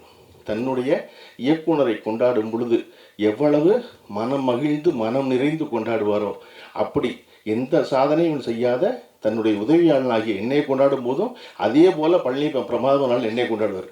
அப்போ தனக்கு முன்னாடி இருந்தவரை கொண்டாடுவதை போல் பின்னாடி இருந்தவரை கொண்டாடுவது ரொம்ப முக்கியம். அப்படி விக்ரம் சுகுமாரனை கொண்டாடி இருக்க வேண்டும் அப்படின்னா கொண்டாடி இருக்கணும். முன்னாடி போல் பின்னாடி கொண்டு ஒருத்தர் பிரமாதம் ஒரு வேலை செஞ்சுருக்கானே, வேலை செய்கிறானே அப்படின்னு. இந்த புத்தகத்தில் வந்து ஒரு வரி கேமராமேன் வந்து ஒரு வரி சொல்லியிருக்காரு. நாங்கள் வந்து இந்த படத்தில் வேலை செய்யும் பொழுது எடுத்த முடிவுகளை இன்றைக்கி எடுப்போமான்னு எங்களுக்கு தெரியல. காரணம் இளமையின் காரணமாக மிக அசாதாரணமான முடிவுகளை சாதாரணமாக எடுத்தோம் அப்படின்னு. விக்ரம் சுகுமாரன் இருந்திருந்தால் இன்றைக்கும் அதே அசாதாரணமான முடிவுகளை சாதாரணமாக எடுத்தோம். அப்படி எவர் ஒருவர் தன்னுடைய துறைகளில் எடுக்கிறார்களோ அவர்கள் தான் நிலைத்து நிற்கிறார்கள். அதுக்கு வயது, இளமை அதெல்லாம் காரணம் கிடையாது. அடுத்தடுத்து தொடர்ச்சியாக அந்த முடிவுகள் எடுக்கணும். எடுக்கிறதுக்கான வாய்ப்பு எல்லாருக்கும் கனியணும். கனிவதற்கான விஷயத்தை பரஸ்பரம் ஒருவருக்கொருவர் செய்து கொள்ள வேண்டும் என்பதுதான் முக்கியம் இல்லையா? கலையரசனை ஏதோ ஒரு இடத்துக்கு போய்கிட்டு இருக்கும் பொழுது ஃபோன் பண்ணி கூப்பிட்ட ஒரு உதவி இயக்குனருக்கு வரல, அந்த உதவி இயக்குனர் இருப்பார், அந்த உதவி இயக்குனரை தூக்கி கொண்டு போய் இயக்குனர் ஆக்கிற முழு பொறுப்பு கலையரசனுக்கு இருக்கு. கலையரசன் மட்டும் இல்லை, கலையரசனும் உதாரணம். கலையரசன் ஏன்டா பைபிள் இத்தனை பேர் உட்காந்துருக்கு, என்னை மட்டும் கோர்க்கலாமா நினச்சிக்கூடாது. இல்லை அது போல் இல்லை, சக்தி சொல்கிறேன் கண்டிப்பாக இல்லை, தொடர்ச்சியாக பண்ணுறது முக்கியம். தொடர்ச்சி அது வெறுமனை நீங்கள் சொன்னீங்க இல்லையா, கல்யாணத்துக்கு போகும்போது 10,000 மொய் செய்வாங்கன்னு, அந்த போய் மறுபடியும் திருப்பி அடுத்த அவன் செஞ்சால் தான் செய்வான் திருப்பி. அது தெரியாது உங்களுக்கு வரையில, இல்லாட்டா மைக்கு போட்டு கூப்பிடுவாங்க தெரியுமா உங்களுக்கு பீஞ்சூரில் தெரியாது, மைக்கில் கூப்பிடுவாங்க. தான் வேலை நமக்கு தெரியும், எப்படி சிரிக்கிற பாருங்க, மைக்கில் கூப்பிடுவாங்க ஆளுங்க. தங்கச்சி மகளுக்கு மொய் செஞ்ச வகையில் பண்ண பணம் 10,000 எடுத்துக்கணும்னு இன்னும் சேரல. ராமமூர்த்தி எங்கே இருந்தாலும் வர வேண்டியது மாதிரி ராமமூர்த்தி பந்தியில் உட்காந்து தான் உதறிட்டு வரணும். அந்த மாதிரி பதிலுக்கு பதில் செய்வது இல்லாமல் செய்வது இயல்பாக ஒருவர் தாங்கி பிடிப்பது என்பது இல்லையா? இன்றைக்கி சிவனம்மான்னு ஒன்று தெரிஞ்ச உடனே இத்தனை இயக்குநர்களை கொண்டாடுவதை சொல்லி மகிழ்கிறார்கள் அந்தம்மா.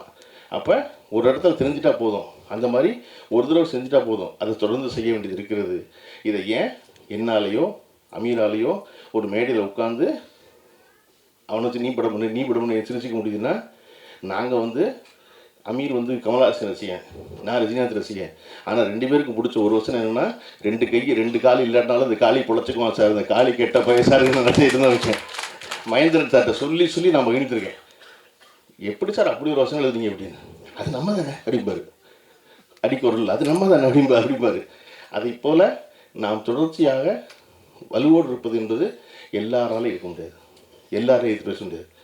சினிமாவில் ஏன் இவ்வளோ அழுத்தத்துக்கு ஆளாகிறான், ஏன் இவ்வளோ ஸ்ட்ரெஸ்ஃபுல்லாக இருக்குது சினிமா லைஃபு, ஏன் இவ்வளோ ஒழுக்கக்கேடான செயல்களுக்கு தன்னை தளர்த்தும், அது தன்னை ரிலாக்ஸ் பண்ணணும் நம்பி வேறு காரியம் செய்ய ஆரம்பிக்கிற அப்படின்னா ஒன்றத்தையுமே சொல்ல முடியல. எவன் வாய்ப்பு கொடுப்பான், எவனை நாளைக்கு கும்பிட வேண்டியிருக்கும், எந்த காரை திறக்க வேண்டியிருக்கும் தெரியாததுனால மனசுக்குள்ளேயே வச்சுக்க வேண்டியிருக்கு. எல்லாத்தையும் மனசுக்குள்ளே வச்சுக்க வேண்டியது இல்லைங்கும்போது ஒரு அழுத்தமும் இல்லை. என்ன செய்ய போகிறோம், நம்ம போய் நிம்மதியாக தூங்க போகிறோம், அவன் தூங்காமல் இருக்க போகிறான். நான் அடிக்கடி சொல்லுவேன், நம்ம மனசுக்குள்ள நினைக்கிறத பேசாமல் போயிட்டோம்னா நம்ம தூங்காமல் இருப்போம் ராத்திரி, அவன் நிம்மதியாக தூங்குவான். நம்ம நினச்சதை பேசிட்டோம்னா அவன் போய் தூங்காமல் இருக்க போகிறான், நம்ம போய் நிம்மதியாக தூங்க போகிறோம். அப்போ நமக்கு பிபி வராது, நமக்கு ஹார்ட் பிளாக் கிடையாது, நமக்கு ஒன்றும் இல்லை. நம்ம பாட்டுக்கு அடுத்த நாள் புத்தகத்தை படிச்சுட்டு வேலராமூர்த்தியவோ பிரபஞ்சனையோ படித்து விட்டு நம்ம பாட்டுக்கு பேசாமல் இருக்கலாம் இல்லையா? அப்போ இங்கே அதை போல் வாய்ப்பு எல்லோருக்கும் வாய்ந்ததில்லை. விக்ரம் சுகுமாரனுக்கு அமைஞ்சதுக்கான காரணம் அவருக்கு தைரியம் தான். சோப்பு டப்பா கூட கிடைக்கல அப்படின்னு சிரிச்சுட்டு ஏன் சொல்ல முடிஞ்சு அப்படின்னா, அதெல்லாம் வாங்கிக்கலாம் பரவாயில்லைன்னு நினச்சிருக்கான். அதை போல் 100 பேர் நம்மை சுற்றி கொண்டே இருக்கிறார்கள். சுற்றி கொண்டே இருப்பவர்களை எல்லோருமாக சேர்ந்து அவர்களின் கனவுகள் நனவாக அதற்கான வாய்ப்பை வழங்குவதற்கான துவக்கமாக இந்த விழா இருக்கும் எனில் நான் உங்களைப் போலவே பெரிதும் மகிழ்வேன். விக்ரம் சுகுமாரன் இந்த வாய்ப்பை ஏற்படுத்தி கொடுத்திருக்கிறார். அவர் வழியில் பல விக்ரம் சுகுமாரனை உருவாக்குவோம் என்று சொல்லி விடைபெறுகிறேன். நன்றி, வணக்கம். அரங்கத்தில் இருக்கும் அனைவருக்கும் இறைவன் புறத்திலிருந்து சாந்தியும் சமாதானம் உண்டாகட்டும். ஒரு வழக்கமான சினிமா விழாவாக இருந்திருந்தால் நானும் பழனியப்பனும் அருகருகே உட்கார்ந்திருக்கும் போது மேடையில் பேசிக்கொண்டிருந்தவர்களையும் அல்லது அடுத்து பேச போகிற விஷயங்களையும் குறித்து நிறைய சிலாகிச்சு கிண்டலாகவும் காமெடியாகவும் தான் இருந்திருப்போம். ஆனால் இந்த நிகழ்ச்சி அப்படி இருக்கக்கூடாதுன்னு தான் ரொம்ப கவனமாக 2 பேரும் ஒருத்தர் பார்த்துக்கவே இல்லை. ஆமாம், இந்த நிகழ்ச்சியை எப்படி, இந்த விழாவை எப்படி கடத்துறதுன்றது இருக்குல்ல. விக்ரம் சுகுமார் என்ற படைப்பாளியுடைய அந்த படத்துக்கு கிடைத்த வெற்றியை பற்றி பேசுவதா, அல்லது அப்படி ஒரு படைப்பை கொடுத்த அந்த படைப்பாளி நம்மோடு இல்லை என்ற வருத்தத்தை தெரிவிச்சுக்கிறதான்றது, அதே மீறி ஒரு 2 தடவை பேசிட்டோம். அது எங்களால் கட்டுப்படுத்த முடியலை. ஆனால் இந்த அரங்கம் அமைதியாக இருந்து கொண்டு இருக்கும் பொழுது விக்ரம் சுகுமார் அவர்களை இழந்து வாடக்கூடிய அந்த தாயாரும் சிரித்து மகிழக்கூடிய ஒரு பேச்சை வந்து கருப்பு நிருபன் கொடுத்துட்டு போயிட்டாரு. அந்த நிகழ்ச்சியோடைய மூடையே மாற்றிருக்காரு. வாழ்த்துக்கள். நன்றி கரு. மேடையில் என்னை அழைக்கும்போது நண்பரை பற்றி பேசுவதற்கு அப்படின்னு சொன்னாங்க. உண்மையில் விக்ரம் சுகுமார் எனக்கு நண்பர் கிடையாது. அவர் அதிகம் அறிமுகமும் கிடையாது. அபிராமி தேட்டரில் தான், சென்னை அபிராமி தேட்டரில் தான் அவருடைய படம் பார்த்தேன். அவர் படம் பார்க்கும்போது படம் துவங்கினதுக்கு பின்னாடி போய் உட்காந்து நான் படம் பார்த்தேன். அந்த திரையரங்கில் அன்றைக்கி படம் பார்த்துட்டு இருந்ததில் பெரும்பான்மையான ஆடியன்ஸ் வந்து ஏதோ கல்யாணத்துக்கு வந்த ஆடியன்ஸ்னு நினைக்கிறேன். நல்லா மதுரைக்காரங்க. படம் முடிஞ்சு லைட்டு போட்டோன்னே தான் என்னை பார்த்தாங்க. என்னை பார்த்த உடனேயே பூரா எல்லாமே அந்த மதுரை, உசிலம்பட்டி, தேனி எல்லாம் இந்த பக்கம் இருக்கிற அந்த பகுதி மக்கள். அவங்க என்ன பார்த்த உடனேயே அவங்க அண்ணேன்னு வந்து வேகமாக கட்டி பிடிச்சிட்டு அவங்க சொன்ன வார்த்தை இன்னும் எனக்கு நினைவு இருக்குது. அண்ணே, உங்கள் படத்தில் எதையெல்லாம் நீங்கள் விட்டுருந்தீங்களோ அதை பூரா தம்பி வச்சு செஞ்சுட்டானே படத்தில். இதுதான் அந்த வார்த்தை, வச்சு செஞ்சுட்டாங்க. எனக்கு அப்பவும் விக்ரம் சுகுமாரன் யாருன்னு தெரியாது. அந்த படத்தோட இயக்குனர்னு தான் தெரியும். இப்போ படம் பார்த்ததுக்கு பின்னால் தான் எனக்கு அவர் பாலுமேந்திராவோட ஸ்டூடெண்ட்டு, வெற்றிமாறனுடைய அசிஸ்டண்ட்ன்ற விவரங்கள் எல்லாம் தெரிஞ்சுக்கக்கூடிய வாய்ப்பு இருந்தது. அந்த படத்தில் ரொம்ப முக்கியமான விஷயமா நான் கருதுறது என்னென்னா, ஒரு இளவில் தான் படம் தொடங்கும். கர்மாத்தூர் முனுசாமியை பற்றிய பாடல்களோடு தொடங்கி அந்த ஜெயக்கொடி தேவருடைய மரணத்தில் அதில் தானே தொடங்கும். படம் முடியும் போது ஒரு இளவில் தான் முடியும். ஒரு இயக்குனருடைய சிந்தனையை நான் பார்க்குறேன். இப்போ நான் கூட திருவிழாவில் தொடங்கி இளவில் முடிச்சிருப்பேன். பருத்தி வீரனில் ஒரு படி மேலே போகிறார் விக்ரம் சுகுமார். இளவில் தான் தொடங்குறாரு, இளவில் தான் முடிக்கிறாரு படத்தை. அப்போது ஒரு இயக்குனர் எப்படா இப்படி சிந்திக்க முடியுது அப்படின்னா, உண்மையிலேயே அந்த மண்ணோடு வாழ்ந்த அந்த மக்களை நேசித்த ஒரு உண்மையான படைப்பாளியால் தான் இப்படிலாம் சிந்திக்க முடியும். அப்படி ஒரு படைப்பாளியாக விக்ரம் சுகுமாரன் வாழ்ந்திருக்காருன்றது தான் இந்த படத்தின் மூலமாக நம்ம தெரிஞ்சுக்கிறது. அதுக்கப்புறமா விக்ரம் சுகுமாரனை நான் பார்த்ததுக்கான சூழல் வந்து கருவுக்கு நினைவு இருக்குமான்னு தெரில. நம்ம ஜனாவுடைய மரணத்தில் அங்கே வந்து உட்காந்துருந்தார், இயக்குனர் ஜனநாதனுடைய மரணத்தில். அதுக்கு பின்னால் விக்ரம் சுகுமாரன் நான் எங்கே பார்த்தோம்னா, என்னுடைய தாயாருடைய மரணம் மதுரையில் நிகழுது. நான் வந்து சவுதியில் மக்காவில் இருக்கேன். நான் ஒரு நாள் தாமதமாக தான் வந்தேன். நான் அங்கேருந்து வந்து சேரும்பொழுது அந்த இடத்துல என்னுடைய தாயார் மரணத்தில் நடிகர் அருள்தாஸோட என் கூட வந்து பின்னாடி உட்காந்துருந்தார். அப்போ அருள்தாஸ் தான் கூப்பிட்டு விக்ரம் உட்காந்துருக்காப்புலன்னு. இப்படி நான் பார்த்த இடங்கள் பூரா விக்ரம் சுகுமாரனை இப்படி தான் பார்த்துருக்கேன். நான் அதிகம் பேசி பழக்கம் இல்லை. அப்படி இருக்கும்போது இந்த நிகழ்ச்சிக்கு கூப்பிட்ட உடனே வரணும்னு தோணுனதுக்கு காரணம் வந்து, ஒரு படைப்பாளி அவருடைய சாதனைகளை, அடுத்தடுத்த சாதனைகளை தொடர்வதற்கு முன்னாலே இந்த மண்ணை விட்டு மறைஞ்சிட்டார். ஆனாலும் அவருடைய நண்பர்கள், கார்த்திக்னு நினைக்கிறேன், அவர் தான் என்னை வந்து சந்தித்தது.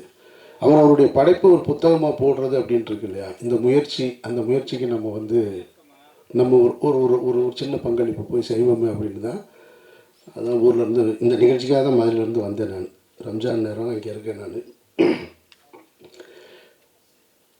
அதில் இங்கே வந்து பேசியவர்கள் எல்லோரையும் பார்க்கும் பொழுது, இங்கே இருக்கக்கூடிய மேடையில் இருக்கக்கூடிய அத்தனை பேரும் எனக்கு வந்து, இவர்களோடு உதயகுமார் எனக்கு பல வருஷமாக தெரியும்.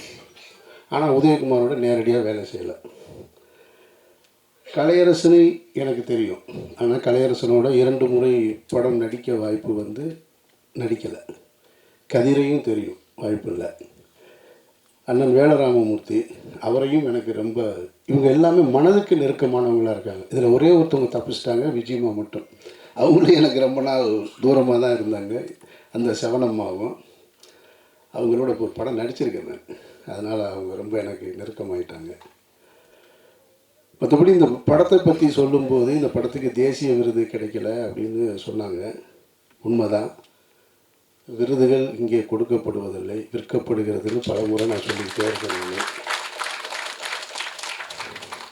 நியாயமாக கொடுத்துருக்கணும், இயக்குனருக்கு கொடுத்துருக்கணும். இந்த படத்துக்கு ஒரு தேசிய விருது நடிகர்களுக்குன்னு கொடுத்து 4 பேர்த்துக்கு பிரித்து கொடுத்துருக்கணும். அண்ணன் வேல ராமமூர்த்தி கொடுத்துருக்கணும், சிவனம்மா கொடுத்துருக்கணும், கலையரசனுக்கு கொடுத்துருக்கணும், கதிர். யாருமே எங்கேயுமே சோட போகாதது. இந்த படத்தை பார்த்துவிட்டு இந்த படம் பற்றிய ஒரே ஒரு கருத்தை மட்டும் நான் பதிவு பண்ணேன்.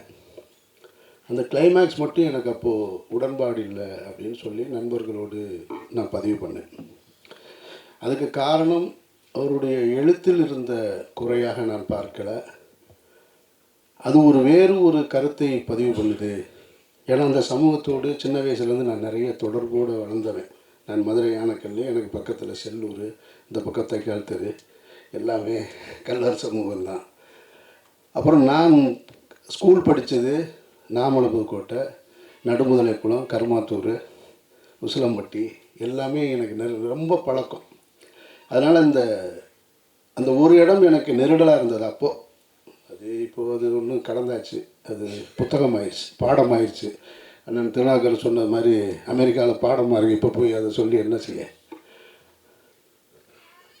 இந்த விருதுகள் கொடுக்கப்படலைன்னாலும், அது கொடுத்துருந்தாலும் ஒரு வருஷம் கொடுத்துருப்பாங்க, அது மறந்துருக்கும். ஆனால் காலமும் நிலைத்து நிற்கிறது மாதிரியான புத்தகமாக வந்திருக்கிறது என்பது விக்ரம் சுகுமாரனுக்கு கிடைத்த பெருமையாக நான் நினைக்கிறேன். எல்லா மனிதர்களுமே பிறந்துக்கிறோம், வாழ்கிறோம், ஒரு நாளைக்கு போகத்தான் போகிறோம். சிலர் மட்டும்தான் அடையாளமாக இருக்காங்க, சிலர் மட்டும்தான் அவங்களுடைய மனதில் நினச்சிக்கிறாங்க, சிலர் மட்டும்தான் நன்றியோடு இருக்காங்க. அந்த நன்றியின் உச்சகட்டமாக தான் அண்ணன் வேல ராமமூர்த்தி பேசின அந்த வார்த்தை. 70களில் தன்னுடைய அப்பா, அதற்கு பின்னால் தாயார், அதற்கு பின்னால் விக்ரம் சுகுமார்னு தன்னுடைய தாய்க்கும் தந்தைக்கும் இணையாக ஒரு இயக்குனரை வச்சு பார்க்கக்கூடிய அந்த பண்பு இருக்கு இல்லையா, அது எத்தனை பேருக்கு வாய்ப்பு? அப்படி ஒரு பிள்ளையை நீங்கள் பெற்றிருக்கீங்கன்னு அந்த தாய் பெருமைப்படுவதை தவிர வேறு வழியே இல்லை. மற்ற எல்லா கலைஞர்களுமே அவரை பற்றி நிறைய நினைவு கூர்ந்திருக்காங்க. அதனால் நாமும் விக்ரம் சுகுமாரனுடைய நினைவு கூறுவதைத்தான் செய்ய முடியுமே தவிர இதில் வருத்தப்படுறதுக்கு ஒன்றுமே கிடையாது. நிச்சயமாக ஒரு நல்ல படைப்பை, ஒரு நல்ல படைப்பாளியை ஒரு சமூகத்துக்கு கொடுத்துருக்காங்க அப்படின்னு அவங்க தாய்க்கு இந்த இடத்துல நான் நன்றி கூற கடமைப்பட்டிருக்கேன். கூடுதலாக ஒரு தகவல் சொல்லணும்னா, அந்த நிகழ்ச்சி தொடங்குவதற்கு முன்னால் ஒரு 15 நிமிஷம் தான் இருக்கும். அண்ணன் வேல ராமமூர்த்தி ரொம்ப நெருக்கமாக ஒரு கதை ஒன்று சொல்கிறேன் கேட்டுருங்க அப்படின்ட்டு அந்த 15 நிமிஷத்துக்குள்ளே ஒரு கதை சொல்லிட்டார்.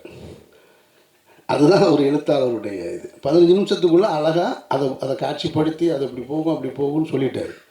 அது சொல்லி நீங்கள் நடிக்கணும்னா அப்படின்னா, சரி நான் நடிக்கிறேன்னா ஒன்றும் பிரச்சனை இல்லைன்னு. இப்போ எதுக்கு இதை சொல்கிறேன்னா, ஒருவேளை அந்த படம் நடந்துச்சுன்னா அதுக்கும் காரணம் விக்ரம் சுகுமாரன் தான்.